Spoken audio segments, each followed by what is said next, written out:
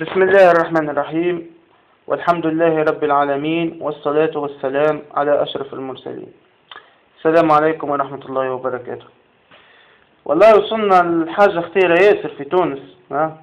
ولا لي مقدم أو تاع تلفزة يجيب لي واحد اللي هو الأستاذ محمد الطالبي، معناتها ما قاري في الدين وما نقولوش عالم دين، عنده في الدين حاجة. يجيبوا باش يسألوا في الدين، وهو اصلا نجيب معاه شيخ باش يناظر. تفهم انت في الدين كي باش تسأل ويجاوبك، كيفاش باش نعرفوا اللي احنا هذيك حاجة صحيحة؟ كي انت يسألك سؤال يسكتك بيه، انت ما تلقاش الاجابة تسكت، والجمهور اللي معاك كله ساكت وما ينطق حد، اللي باش يتفرج في التلفزة ما هو ما يفهمش في الدين باش يقول بالطبيعة محمد الطالبي عنده الحق، اللي هو تو نكر السنة وقال لك جيب لي آية في القرآن فيها الوجوب اتباع السنة، انت سكت وهبطت راسك. الجمهور كل سكت، ما توا الجمهور مثلا اللي بحذاك ولا اللي يتفرج في التلفزة برشا باش يقول لك ما السنة ما نتبعوهاش، خاطر انا مادام نورمالمون انت انسان مقدم ومثقف وكذا سكت، معناتها نضربوا بيك المثل نحن، فهمت؟ سورتو كي يبدا واحد عنده عقلية بسيطة ومع احترام الناس الكل، كنا بسطاء في آخر الأمر، ما أنت فما حدود. نورمالمون قبل ما تجيب الشيخ هذا ولا محمد الطالبي تقرأ في تلوش الانترنت، على الأقل تقرأ كتب، عندك أحاديث، تشوف تعرف روحك اش تحكي شنو باش تسأل.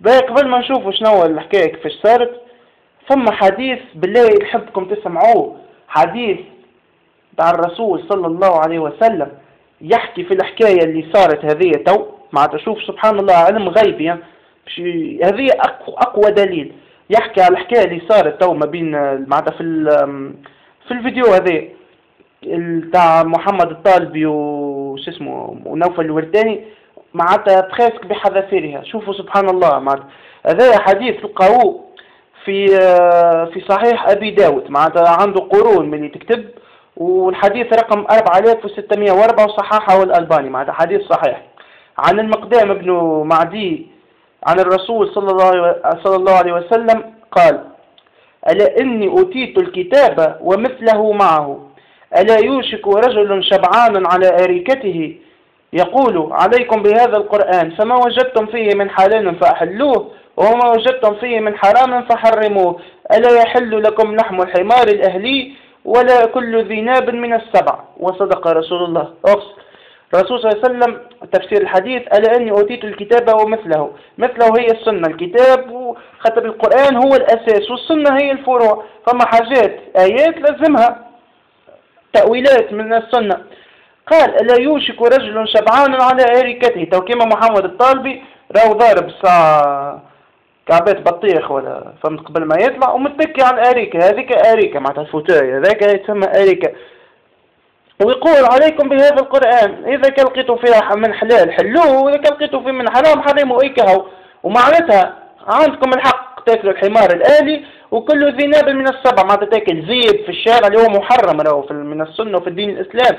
أما معناتها إذا كان احنا باش نتبعوا القرآن عندنا الحق ناكلوا لحم الحمار الأهلي ونشدوا الذيب، عندنا الحق ناكلوه لحم الكلاب ولا غيرها، معناتها كل ذي ناب. هذا حديث به. خلينا نسمعوا الساعة تويك السؤال اللي سأله الطالبي قبل ما نذكر له الآيات القرآنية. اللي خالف الآية في اللي كتبت، أنت تقول نتبعوا كل القرآن والسنة، لا في الحين في القرآن نقول لك تبع السنة، ثم في القرآن تبع السنة. جيب لي الآية، إذا كان ثم في القرآن تبع السنة جيب لي الآية. ما فهماش نقول لها السيد هذايا اللي يعرف القرآن جيب لي في القرآن آية تقول تبع السنة أو يكذب على ربي. باهي هاو باش نعطيك مش آيات، صار في الورداني مسكين هبط راسه وسكت، ما لازم تدخل في روحك وجايب.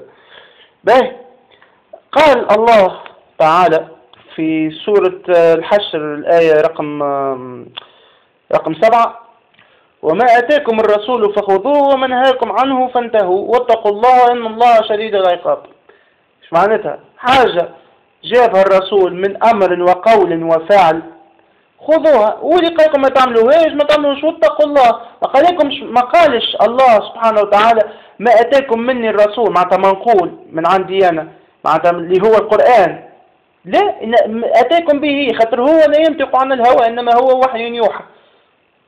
الأخلاق نتاعو هي القرآن معناتها هو فماش كون يفهم القرآن أكثر من النبي صلى الله عليه وسلم.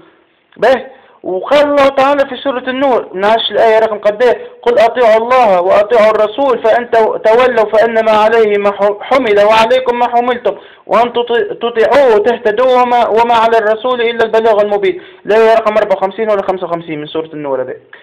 ايش معناتها؟ قل أطيعوا الله وأطيعوا الرسول معناتها طاعة الله مربوطة بطاعة الرسول، واللي تولوا وهذوكم عليهم الوزر نتاعهم وانتم عليكم ما حملتم عندكم الوزر نتاعهم وان تطيعوا الرسول تهتدوا، هذيك هي الهدايه بطاعه الرسول وما على الرسول الا البلاغ المبين. معناتها الرسول هو اللي ربي بعثه رسول، هو اسمه رسول باش يبلغ، لو مش باش يزيد ولا باش ينقص من عنده، باش يبلغ كيما امره ربي. وربي سبحانه وتعالى في سورة النساء يقول وما أرسلنا من رسول إلا ليطاع بإذن الله. يعني بطيب رسول زينة معناتها ينقل عنا وكهو معناتها كهو هذيك هي ليطاع بإذن الله، هذا قول ربي معناتها.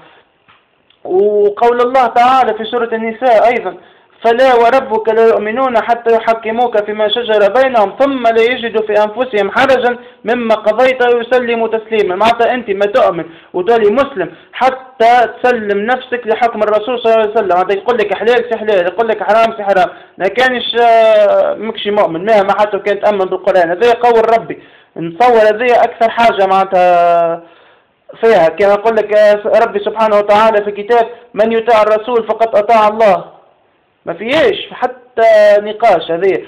وفي سورة المائدة مثلا الله سبحانه وتعالى يقول والسارق والسارقة فاقطعوا أيديهما جزاء بما كسبا نكالا من الله والله عزيز حكيم. مش نوع النصاب نتاع السرقة، هو ناهي من أين تقطع اليد منين لمنين، وناهي اليمين ولا اليسار، وشنية الشروط مع تشرق خبزة زي نقصوا له يده، ما فما حاجة من حاجة، وحد الزنا والقذف وغيرها من الحدود كيفاش نعرفوها؟ تو في القرآن مكتوب اقطع معناتها اليد نتاعهم هي منين لمنين وكيفاش. الرسول صلى الله عليه وسلم بالسنة نتاعو فسر لنا كيفاش. تجيني انت معناتها تنكر السنة، سامحني مش باش نقول لك كافر، ما راجع روحك وكاو سيرتو تو انت في الامر هذا سبحان الله لازم توبه نصوح. ماهيش معناتها هي تفصيل الموت ماهيش مربوطه بالعمر والاعمار معناتها بيد الله، ما الواحد لازم ديما يحط ما بين عينيه ويخمم في التوبه ما يعرفش على الدنيا. بعد انت تو كي تنكر هذا كيفاش باش تقابل ربي تقول له امنت بالله وامنت بمحمد. ايوه وامنت بمحمد شنو معناتها جوست هو رسول من عند ربي ما نطيعوش في العمل.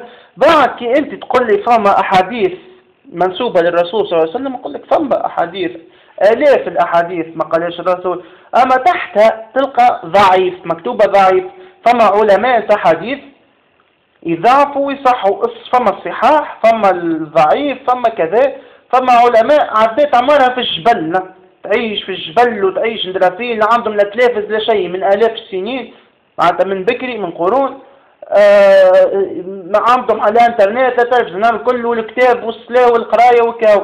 مسلم بخاري في صحيح بخاري قبل ما يكتب أي حديث كان يصلي ركعتين استخارة لله.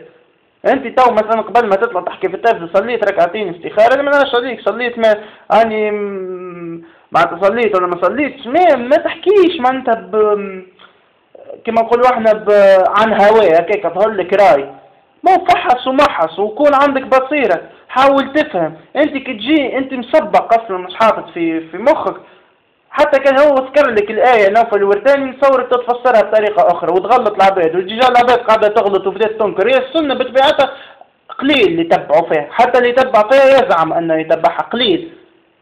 نكملوا نقضيو عليك الطرف القليل احنا هذاك معناتها كامثالك انت يطلع في التلفزه ويجيبهم اللي كيما نوفل الورتاني وما يعرفش مشكلته يحكي نوفل الورتاني هكاك شدد لي الورقه يقيد يلوش في الانترنت ويكتب هكاك ويقرا هكا ماهوش على بصيره ما هو تخصص في حاجه في الرياضه في الفن في الواحد تو حتى في الدين زاد الرويبضه هذا حديث قال معناتها الزمان يكثر فيه الرويبضه اخر الزمان قالوا يا رسول الله ما الرويبضه قالوا معناتها رجل تافه يتكلم في امور العامه ها ومش راجل تافه هم زوج تفاهة تخصص عندك فن كورة أي حاجة ايش مدخلك في الدين ايش مدخلك عباد فنات عموراتها في الدين ما بين الكتب ليل ونهار ما ترقدش فهمت في الدين وما زالت ما فهمتش تجيني انت من الانترنت كتبت لي 4 ندري شنو وشدد لك الورقة نهار كله مطبس لي راسك وجايب لي هذايا واحد فهمت خرف سيء ونقعد نسمع في خرافة أمي سيسي تتقوا الله راكم تغلطوا في العباد تصور واحد مسكين عمره ما قرا في الدين يتفرج فيكم في التلفزة اللي انتم